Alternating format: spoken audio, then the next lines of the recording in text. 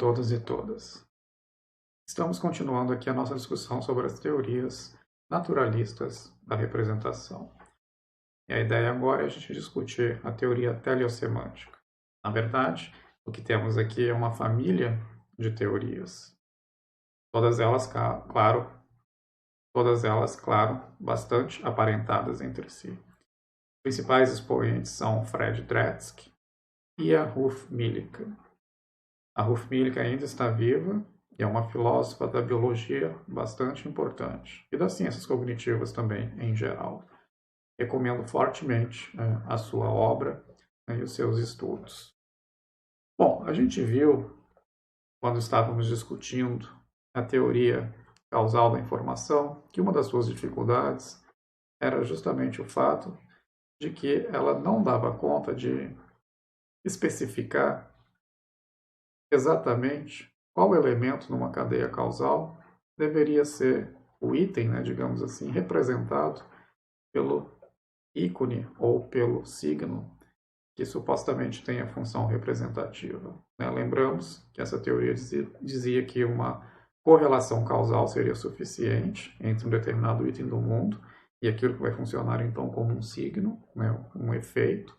E a nossa dificuldade era, aonde nessa cadeia causal eu vou identificar aquele item que está sendo representado por esse ícone representacional. Algo muito próximo, algo mais distante. Qualquer que seja o caso, a correlação está prevalecendo.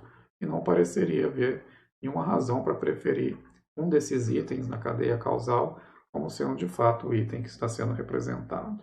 E a ideia aqui vai ser, talvez a gente possa apelar à noção de função que vem da biologia, de função teleológica, que é uma função que ela é determinada em função de fatores seletivos, que vem da história da seleção natural de um determinado organismo.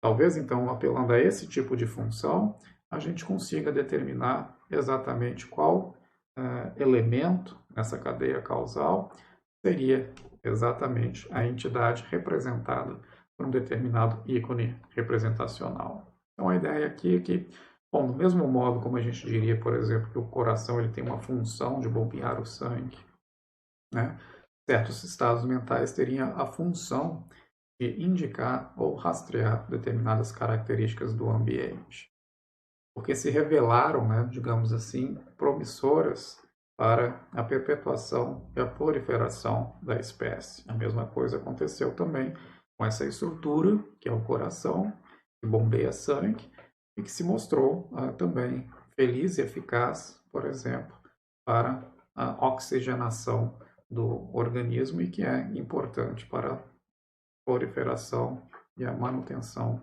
da espécie. Então, por razões evolutivas, certas estruturas são selecionadas e adquirem, então, certas funções no interior daquele organismo. E a ideia é usar, então, essa concepção para a gente poder também identificar exatamente quais estados internos adquirem a função de representar características do ambiente e, mais do que isso, ter elementos para a gente poder identificar quais características do ambiente são representadas, algo que a teoria anterior teve dificuldades de responder. Uma coisa que é importante é que essa noção de função biológica, ela introduz também a noção de normatividade. Essa é uma palavra que normalmente gera muita confusão, mas é uma maneira bastante simples a gente entender. Há esse fenômeno, digamos assim, da normatividade em toda atividade que é estruturada por um fim. Quando uma atividade é estruturada por um fim, nós podemos avaliar se a obtenção desse fim é adequada ou inadequada, é melhor ou pior, se ela, enfim, é satisfeita ou não é satisfeita.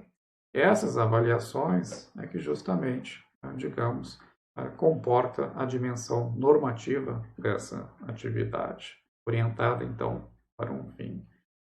Estou falando, por exemplo, da obtenção do bem, então as nossas ações podem ser avaliadas com respeito a quão bem elas satisfazem o objetivo do bem. Se estou falando, por exemplo, da obtenção da verdade, podemos avaliar quão bem as nossas crenças atingem o fim da verdade. Com respeito a cada uma dessas atividades, nós vamos ter diferentes tipos de normatividade. Normatividade epistêmica, no caso das crenças, né? Normatividade prática, por exemplo, ou moral, no caso das ações.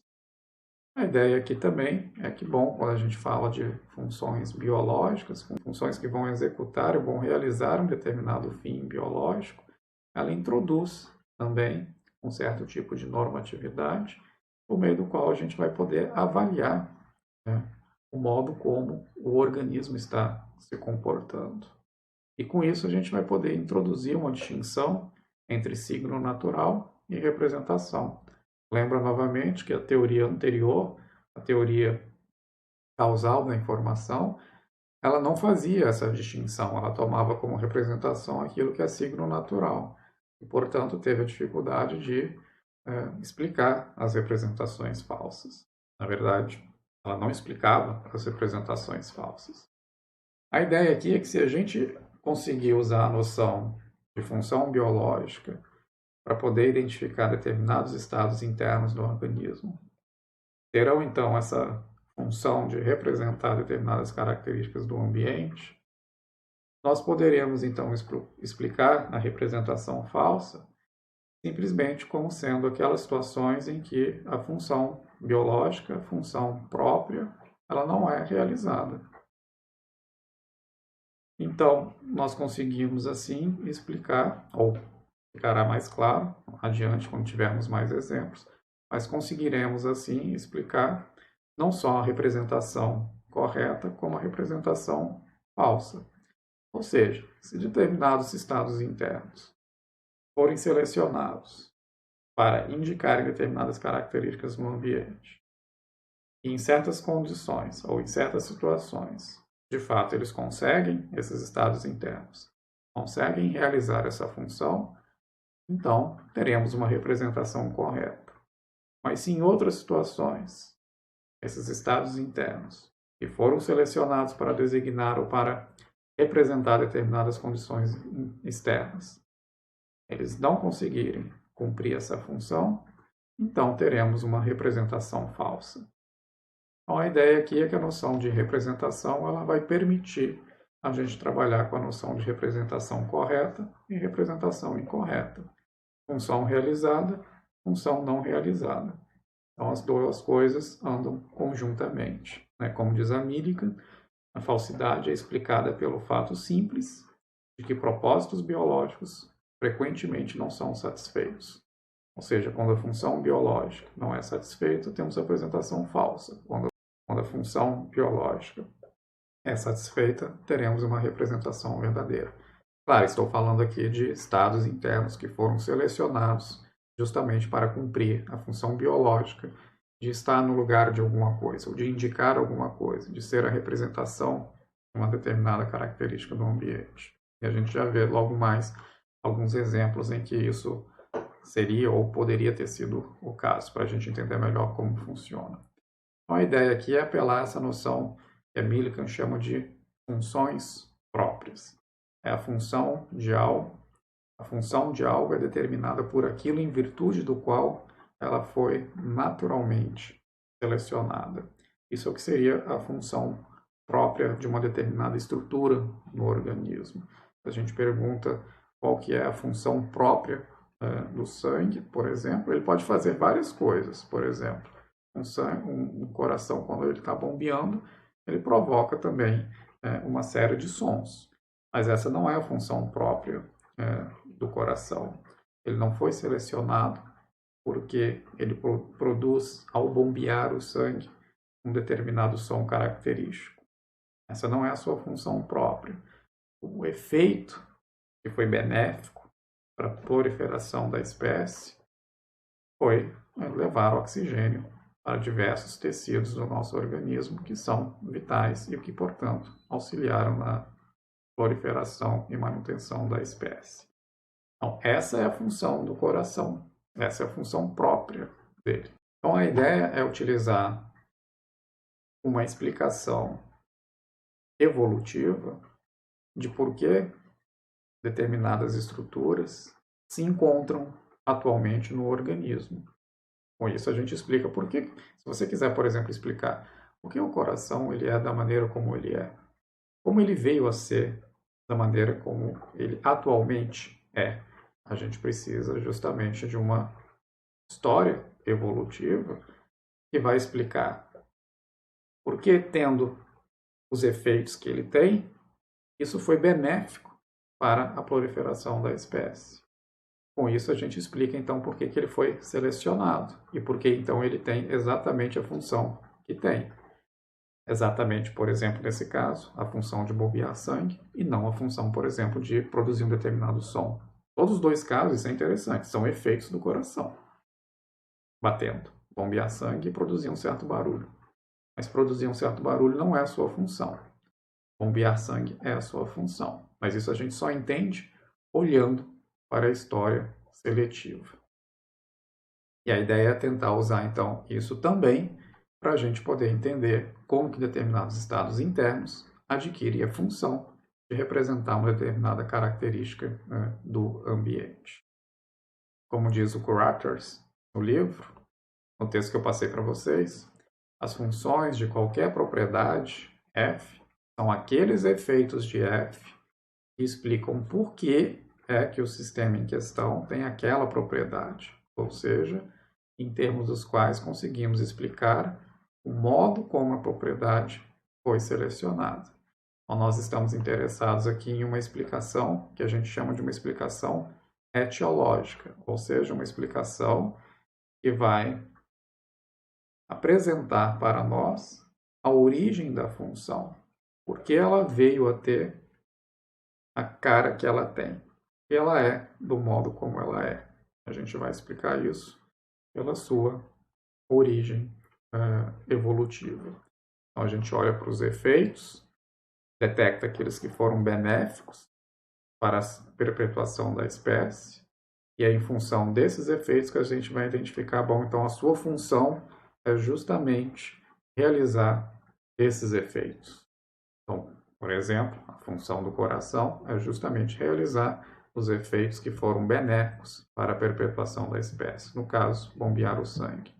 O efeito de produzir um certo barulho não foi a razão pela qual essa estrutura manteve-se na espécie ao longo do tempo. Então, essa não é a função própria ou a função biológica do coração. Vamos agora pensar isso aplicado à noção de representação. É um exemplo bastante simples.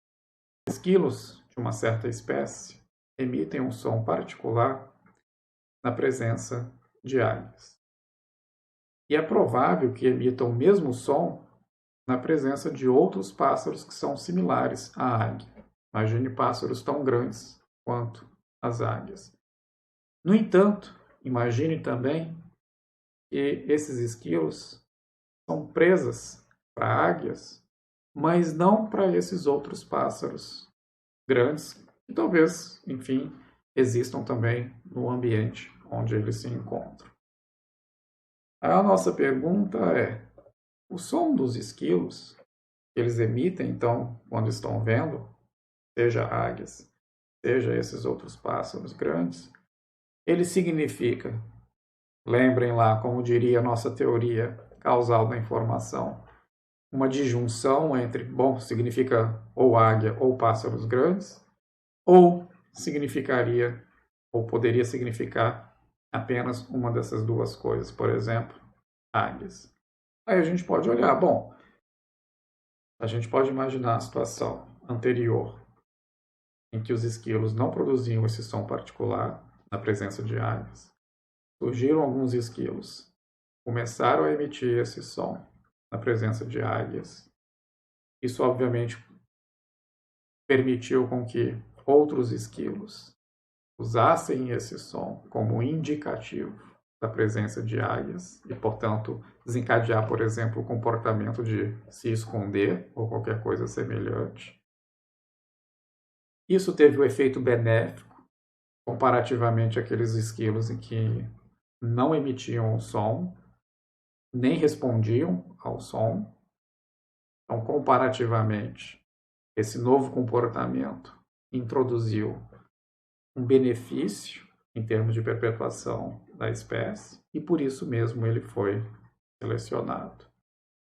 Então a gente pode dizer o seguinte, né, se a gente for responder a pergunta, a função do som é indicar águias ou pássaros grandes, a nossa resposta seria as ocasiões de emissão do som relevantes para explicar a sua seleção são aquelas em que as águias estavam presentes, não aquela em que outros pássaros que não têm o esquilo, por exemplo, como presa, estavam presentes. Essa era uma situação irrelevante, porque ela não causa nenhum tipo de pressão seletiva sobre o comportamento dos esquilos.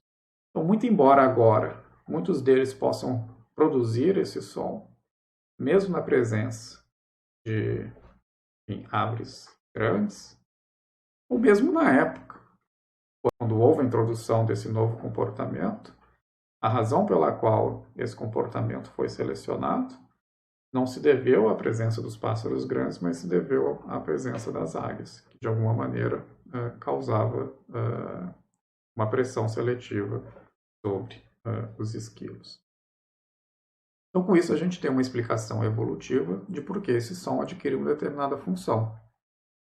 Do mesmo modo como a gente pode ter uma explicação evolutiva de por que o coração tem a função de bombear sangue e não, por exemplo, de produzir um determinado barulho.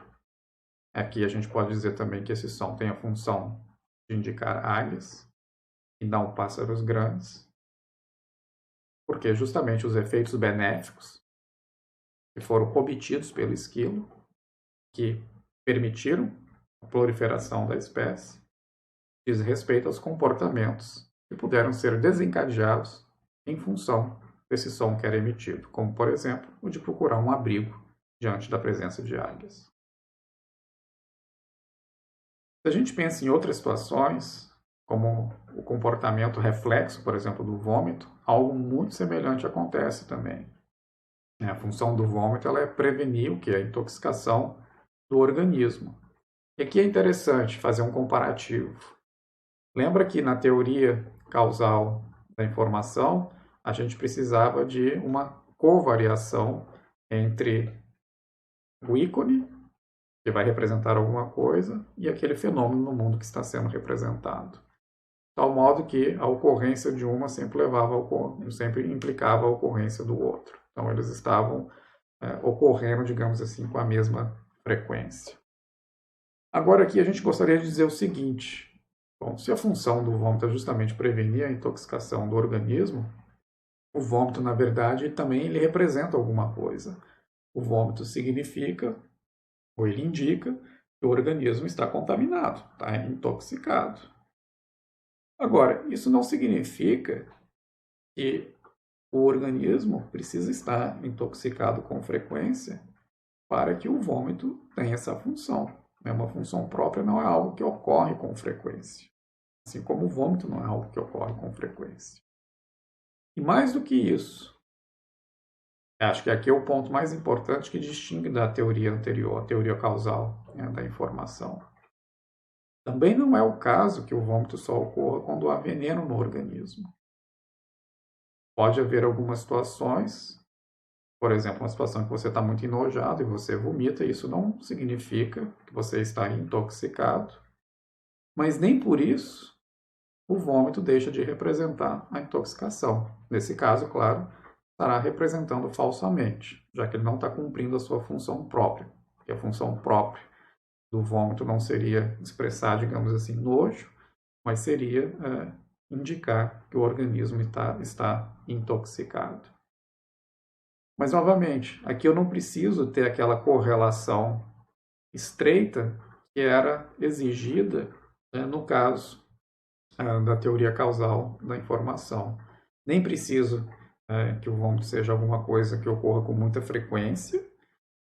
Pode ser algo bastante raro, desde que nos casos em que ocorra, tenha sido de fato porque, ou pelo menos a maior parte dos casos em que ele ocorreu, tenha sido de fato porque havia uma substância que iria provocar a intoxicação e provavelmente a morte do organismo.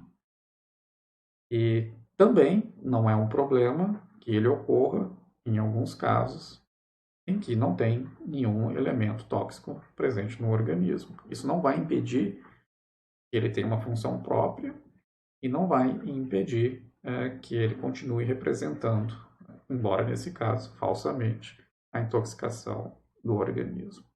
Mas aqui é interessante que a gente vê que a frequência com que um determinado evento ocorra não é fundamental para que um determinado item tenha uma certa função própria.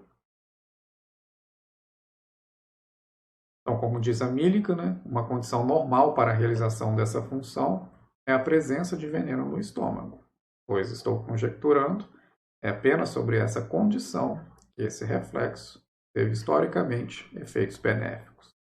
Mas veneno no estômago certamente não é uma condição mediana, ou seja, não é algo que, enfim, ocorra com muita frequência. É algo que, inclusive, ocorre raramente, mas os efeitos foram tão benéficos que, ainda assim, foi suficiente para que essa função própria tenha sido selecionada, ou seja, tenha apresentado efeitos tais que ajudou e cooperou para a proliferação e a perpetuação da espécie.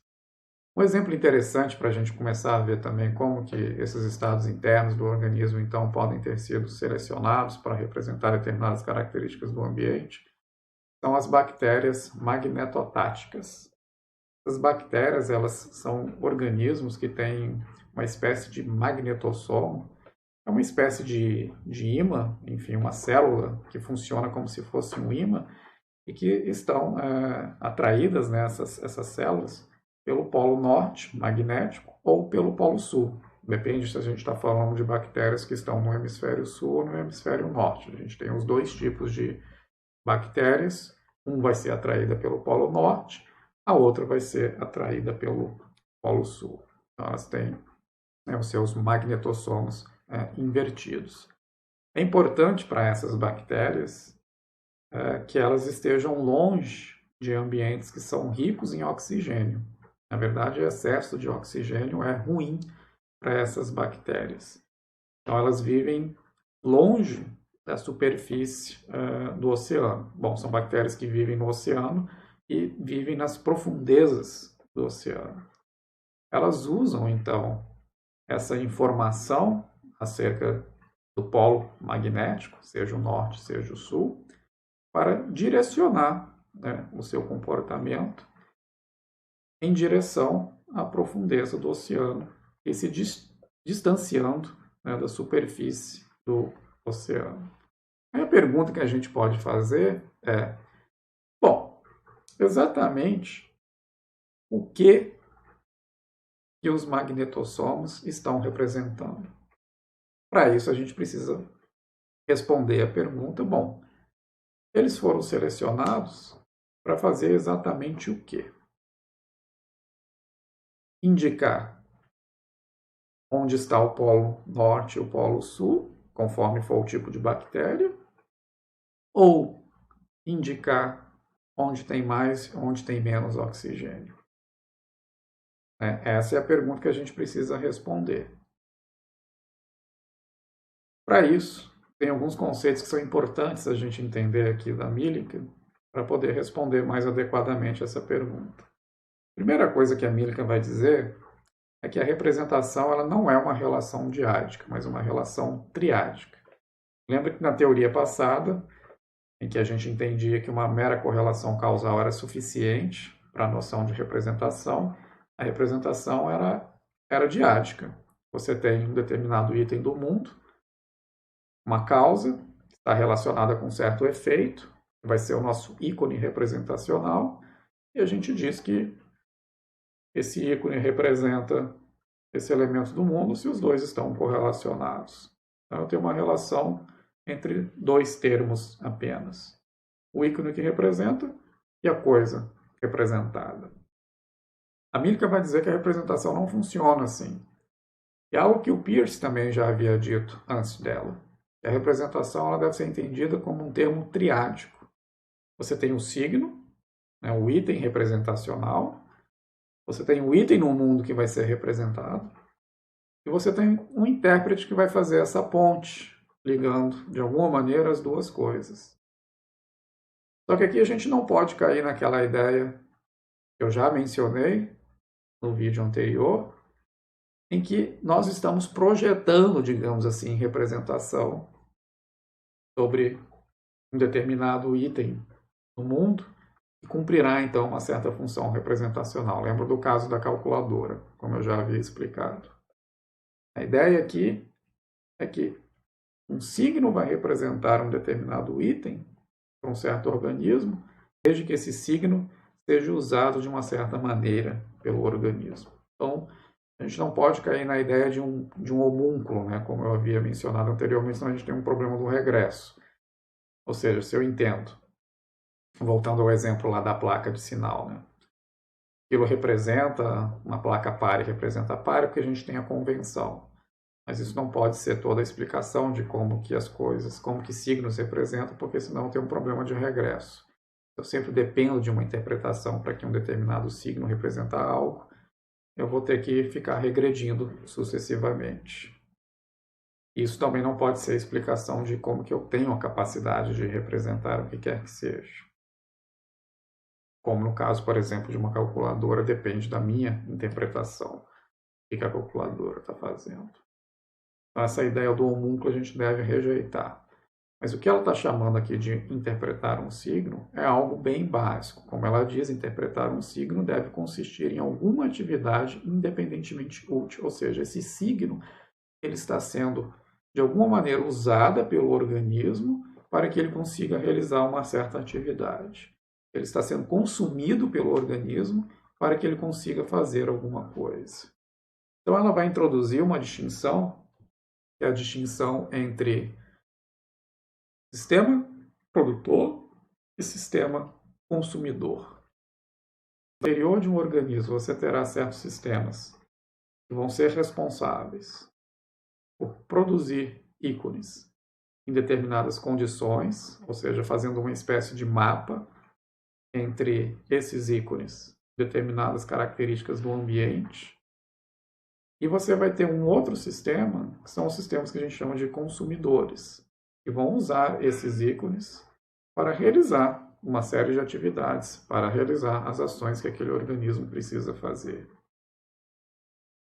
E é em função do consumo ou dos sistemas consumidores que a gente consegue mais precisamente determinar exatamente qual item do mundo aqueles ícones estão representando. Vou dar um exemplo, que é um exemplo clássico da Millikan, em que isso fica muito mais claro. Então vamos pegar o caso clássico das abelhas. As abelhas, elas dançam, é aquilo que se chama da dança das abelhas.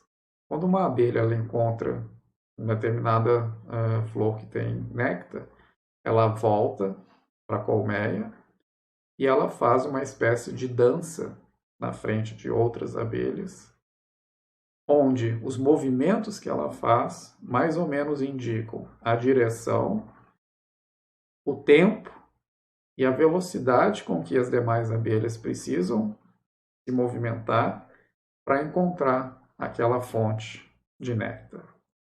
Então, basicamente, os movimentos que ela faz está representando essas variáveis, né? O tempo, a velocidade e a direção. Você tem que ir para lá com velocidade tal e durante tanto tempo.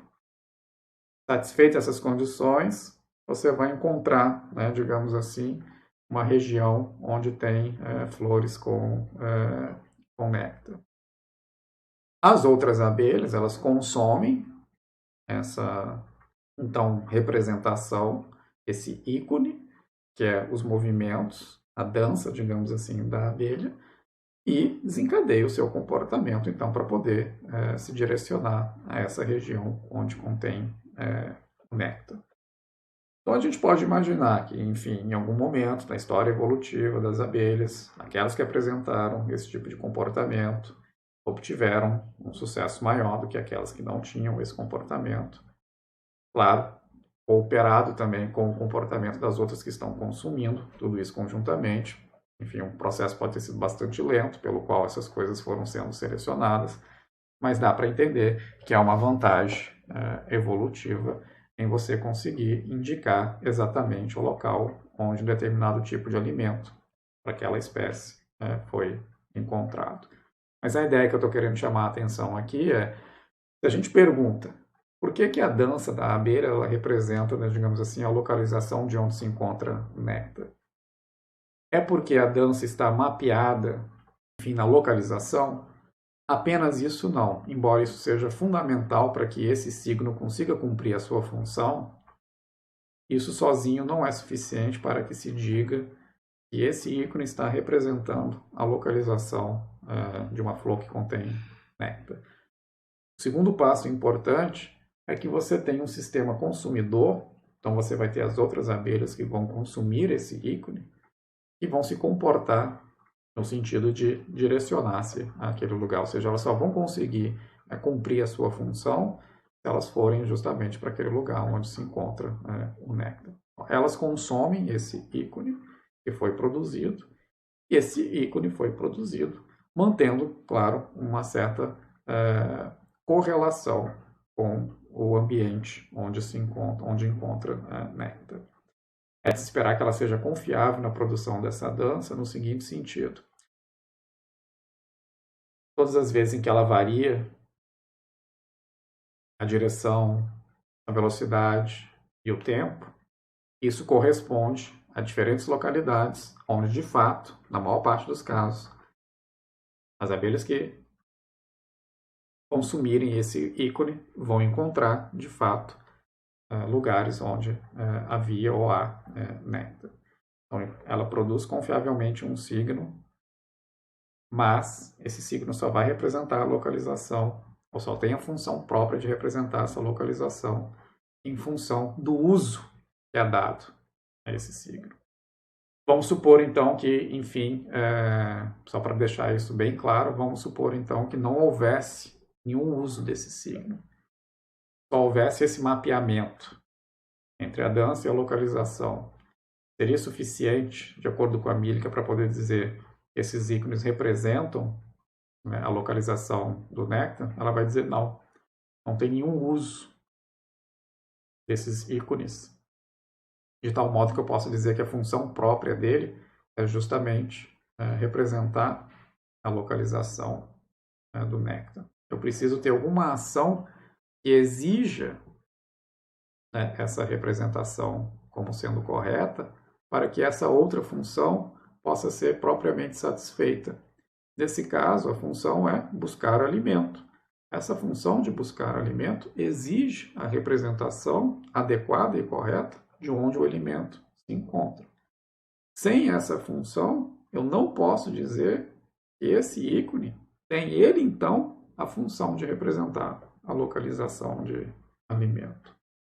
Então, se por alguma razão essas abelhas tivessem inventado, digamos assim, essa dança, mas não tivessem produzido nenhum sistema para poder consumir esse ícone, diria a Mílica, então, embora você tenha correlação, você não tem a representação. Porque lembra, para ela, a representação não é uma relação diática, mas é uma relação triática. Ou seja, para que alguma coisa represente algo no mundo, essa coisa ela precisa ser consumida de alguma maneira para uma atividade que seja útil ao organismo. Ou seja, ela precisa realizar uma certa outra função que exige que esse ícone represente corretamente para que essa outra função possa ser realizada ou tenha chances de ser realizada de modo bem sucedido. Então, se a gente volta lá para as bactérias magnetotáticas, lembra que a gente tinha a nossa pergunta fundamental. Afinal de contas, aqueles magnetossomos estão mapeados em campos magnéticos. Eles representam exatamente o quê? O campo magnético ou regiões com baixa quantidade de oxigênio? Bom, aí a pergunta que a gente precisa fazer é: o que é consumido, né, pela bactéria? O que é importante para a sobrevivência da bactéria? Para as várias ações metabólicas, funções metabólicas que ela realiza. É de alguma maneira importante para o cumprimento das suas funções metabólicas, encontrar-se em determinada região que tenha tais e tais campos magnéticos? Não. O que é fundamental para que ela consiga realizar uma série de funções metabólicas é que ela esteja numa região com baixa quantidade de oxigênio. Então, muito embora os estados do magnetosoma estejam mapeados em estados de campos magnéticos, o que esses estados representam é a quantidade de oxigênio. Porque é essa informação que permite com que a bactéria cumpra as suas funções biológicas. Então, esse é um estado que em algum momento foi selecionado pelos efeitos positivos que ele teve para a proliferação dessa espécie, desse tipo de bactéria. Quando nós perguntamos, bom, exatamente quais efeitos foram benéficos? Lembra no caso do coração, tem um monte de efeito, eu quero saber quais. O barulho do bombeamento ou levar oxigênio para os diversos tecidos do organismo. Aqui também temos vários efeitos pelo fato de termos um magnetossomo que está mapeado em estados de campos magnéticos. Mas qual é o efeito exatamente que nos interessa aqui?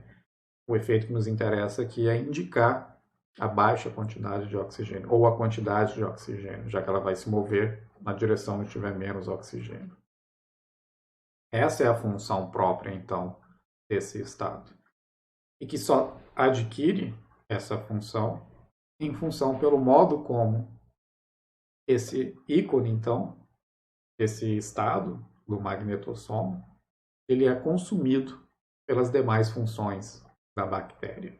Ou seja, ela só consegue realizar as suas funções, as suas demais funções próprias, as suas funções metabólicas, em função de se encontrar numa região com baixa quantidade de oxigênio. Então, bom, como qualquer teoria, há objeções às teorias teleossemânticas. A principal dela, e é bastante contundente, é a objeção do homem do pântano. É um experimento de pensamento que foi lançado pelo filósofo Donald Davidson. Basicamente é o seguinte: o Davidson nos convida a imaginar um sujeito que é uma réplica dele e surge, digamos assim, por forças meramente fortuitas. No meio do pântano surge um sujeito que é uma cópia, átomo por átomo, célula por célula dele, Davidson. Repare que esse indivíduo não é feito a cópia de Davidson. Não tem alguém copiando Davidson. Foi um mero acaso que surgiu esse indivíduo no meio do pântano, que é uma cópia absolutamente fiel. A cópia que não é exatamente a palavra adequada, mas que espelha, átomo por átomo, uma mera acidentalidade, super improvável, quase absolutamente improvável. Mas a ideia é a seguinte: olha, se as teorias teleossemânticas estão corretas, e, portanto, a explicação que nós damos de por que determinados estados, em termos de um organismo, representam alguma coisa, se devem à história evolutiva daquele estado, daquela estrutura, que adquire essa função representativa, então, a consequência disso é que um sujeito como o homem do pântano, ele não teria estados representacionais, porque ele não faz parte dessa história evolutiva. Veja que é fundamental para a explicação teleológica que uma certa história evolutiva se deu para que a gente possa dizer que determinados estados têm certas funções. Quando eu pego uma determinada estrutura, vejo seus efeitos e digo que, em função que esses efeitos tiveram para a manutenção e a proliferação da espécie, e, portanto, essa estrutura tem como finalidade justamente a produção desses efeitos, eu só posso dizer isso em função de todo aquele meio que, naquele período histórico, estava exercendo pressão sobre aquela estrutura e que continuou, claro, fazendo pressão sobre aquela estrutura. Fossem os fatores seletivos outros, ou fosse o ambiente bastante diferente, isso é muito importante, a mesma estrutura até poderia vir a ser selecionada e mantida, né, no histórico evolutivo daquela espécie, mas talvez por outros efeitos. Então ela teria uma outra função. Então veja que interessante, uma mesma estrutura poderia ter funções diferentes em função justamente de como que o ambiente naquele período passado estava organizado, já que estaria então selecionando efeitos diferentes daquela estrutura, ou melhor, efeitos diferentes daquela estrutura teriam impactos positivos para sua manutenção, diferentes em função dos fatores seletivos que se encontravam no ambiente. Mas isso mostra como que, então, essa história evolutiva é fundamental para a gente identificar exatamente qual que é a função biológica de uma determinada estrutura. Quando a gente pega esse sujeito que é o homem do pântano, que não tem nenhuma história, a gente não pode aplicar a ele essas noções teleológicas que vêm da biologia, essas noções que dependem, então, de uma história evolutiva. Então, a consequência é que o homem do pântano ele não poderia ter estados representacionais, por exemplo. E isso parece ser uma consequência muito contraintuitiva, porque, no entanto, se ele é átomo por átomo, né, idêntico ao Davidson, no momento em que ele surge, é de se esperar que ele tivesse tendo os mesmos pensamentos, as mesmas percepções não porque ele está num ambiente diferente, mas os mesmos pensamentos que o Davidson está tendo, muito semelhantes, né? Ele é capaz de pensar sobre filosofia, assim como o Davidson é capaz de pensar sobre filosofia, já que ele tem, supostamente teria as mesmas habilidades, as mesmas capacidades. Mas é justamente isso que a teoria teleológica diria, bom, não, ele não é capaz de fazer isso. Ele não tem pensamentos. Uma resposta que pode ser dada e que alguns dão é morder a bala e dizer, bom, de fato, sem esse histórico evolutivo, esse homem do pântano, ele ainda não tem pensamentos. Ele vai adquirir a capacidade de representar o mundo, falar acerca do mundo, embora ele tenha o comportamento de alguém de como se estivesse falando, como se estivesse representando, do fundo ele ainda não é capaz de fazer isso, só vai fazê-lo a partir da sua interação com o ambiente, onde então seus estados internos poderão ganhar determinadas funções representacionais. Mas fora isso, ele deveria ser considerado como alguém que é incapaz, de fato, de representar.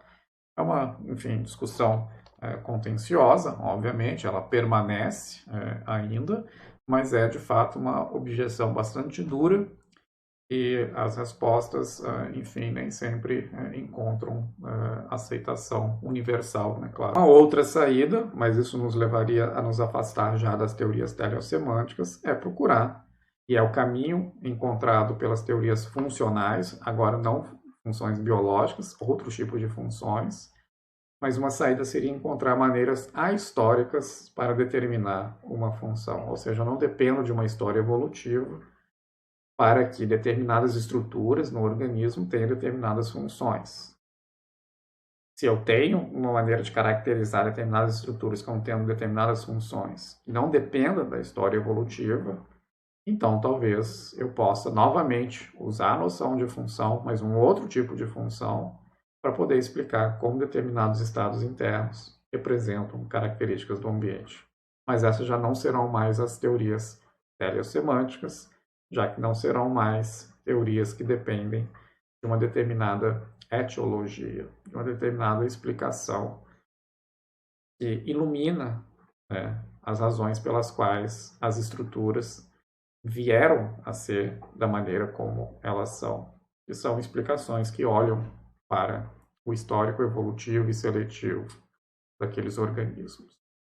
Mas então, a gente precisa ver como que essas outras teorias, que seriam as teorias funcionais, podem caracterizar, né, a noção de função, independentemente da noção histórica de função. Ou seja, encontrar, então, caracterizações ahistóricas das funções, não mais funções, então, meramente biológicas ou evolutivas. Mas isso fica, então, para o próximo vídeo.